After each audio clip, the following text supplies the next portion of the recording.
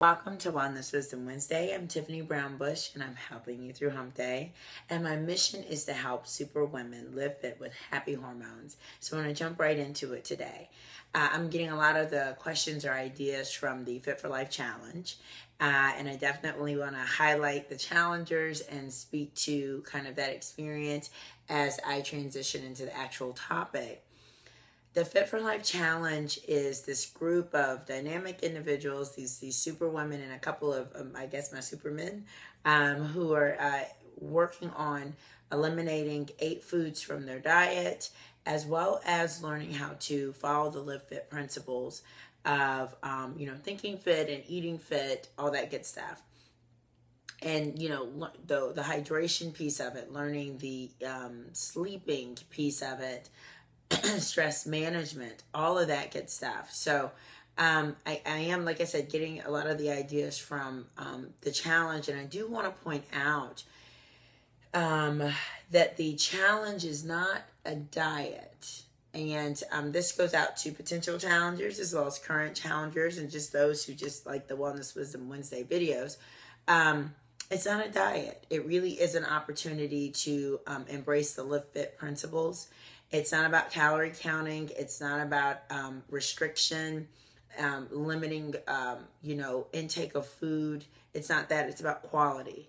The 8 foods or nutrients that are boxed out are the most genetically modified.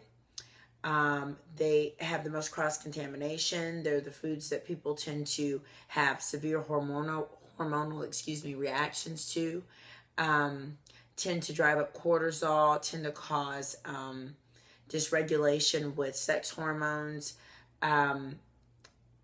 digestive problems. I'm kind of going through the things that these different foods will create, slow down metabolism for women. So that's the reason these foods have been boxed out.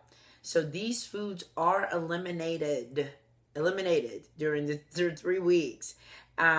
If you reintroduce a food, you have to detox back off of it. Foods can create a great deal of havoc. And so this protocol is very much about eliminating and detoxing off of foods that create inflammation, that create that kind of histamine response in the body. You'll meet people sometimes where you'll look in the mirror and say, I just look heavy. I feel like I'm retaining water. Or that person looks like if you poke them with a pen, they pop. That's what I'm talking about. That's what we're working on. We're addressing that. So, sometimes the language around the foods sounds like a dieter's mentality. Or when I talk to people about this, I don't eat that much. I don't care how much you eat. This has nothing to do with portions. I very much am with a lot of my challengers or even coachees, be liberal with the fat intake. This isn't about counting. It's about quality. You'd be amazed how much of a finely tuned machine your body could be if it could just get the basics, if it wasn't consuming toxic food and franken food and wasn't in such a toxic environment, and wasn't, you weren't consuming pollutants, you weren't, weren't putting aluminum on your body and your deodorant and getting toxins in your toothpaste and your water in your shower, and your body could do some things if it was getting the right amount of sleep and if it was hydrated with really good water properly. You could be completely different. You could feel so much better. Your brain could just work. Your skin would clear up. That's the challenge. So I want to make that really clear. Okay? So I'll make that clear that it's not a diet. And then I want to talk about, because it's not a diet and because you're challenged when you follow a new protocol or a new program, or you're trying to change and be different, I want to bring up this idea of your inner child. And I had to face my inner child, probably when I was around 19, 20, 21 years old, because I was working with my business mentor, who's now passed away. And I had said I wanted to start a business. And I'll share kind of, what that had to do with anything.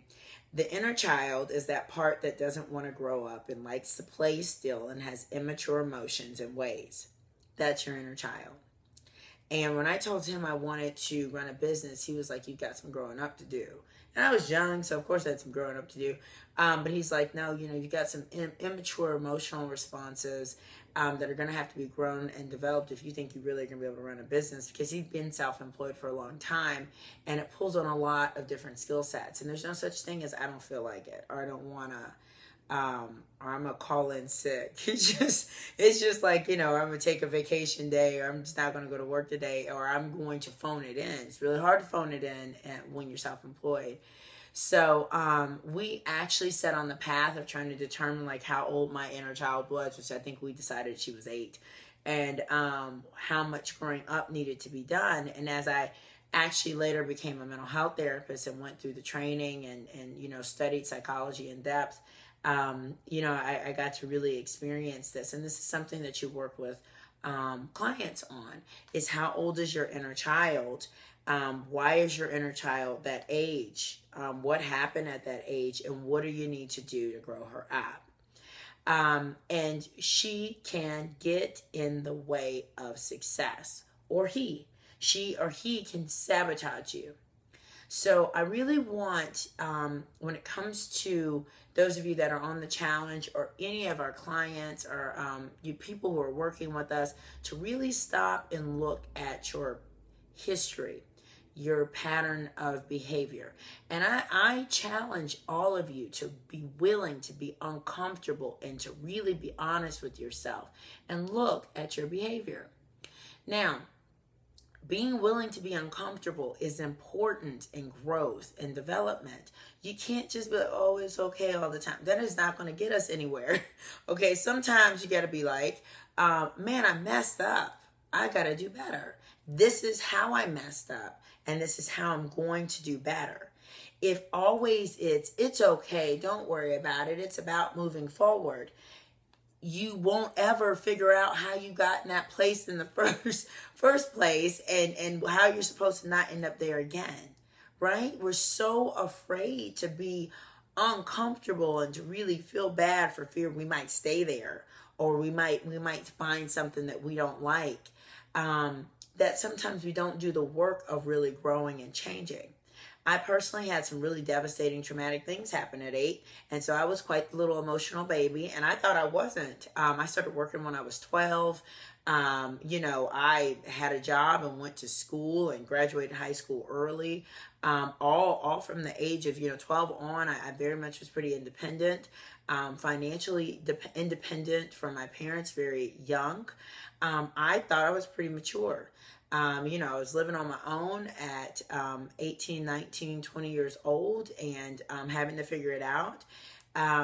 So I thought I was pretty mature, but I wasn't in certain areas. And so sometimes when I coach, I find that I run into a very childlike aspect of some of my clients. And I say that because sometimes you need somebody outside of you to understand that you're going to have to work on that area. I don't want to, or I didn't feel like it, or I just wanted it. If this was your child and you asked your child, okay, the one you carried and delivered, why they did something that was getting in their way, and they were just like, "I just felt like it. That's what I wanted to do. I just wanted it. It just doesn't make any sense." That's just, you have some issues. And I want you to have issues with that part of your psychological being. I want you to really look in there and say, it's not acceptable to just have felt like it, or to have gotten frustrated and said, I'm just going to destroy all my hard work over the last few days or months. I'm just going to go crazy for days or a week. That's that piece that you're going to have to work on. Or you will find yourself in the same vicious cycle of dieting and regaining, or having to exercise yourself to death for a while. So I really was moved to share this information because I know of my own personal journey, and then I know what I'm running into, and I've got some very bright, intelligent people that I work with that I'm coaching, and I know there's more going on than I just felt like it. And I thought, you know what? This sounds like a 7-year-old kind of response, or this is a 10-year-old. This is not a grown woman response to this question. And I need to talk to that. I need to speak to that. about looking at growing up that inner child. Your takeaway, your homework. I want you to figure out how old yours is. I want you to figure out kind of how she got there. Now, we don't need to talk about all that, but I want you to do that work. I want you to really look at what you're saying to yourself. What line is she giving you? What business is she telling you? This is too hard. I don't feel like this. Or you shouldn't have to work that hard. Or it's whatever it is she's saying. And I want you to think about how you're gonna talk back. And then the next week's Wellness Wisdom Wednesday video, I'm going to talk about how to actually kind of tackle what your inner child is saying to you, okay? So that's our work for this week. I want you to like this video, comment on it, share it, all that good stuff. And tell me if you want to about your experience with this. What age you think yours is. I'm always happy to hear this kind of stuff. And in the meantime, live fit.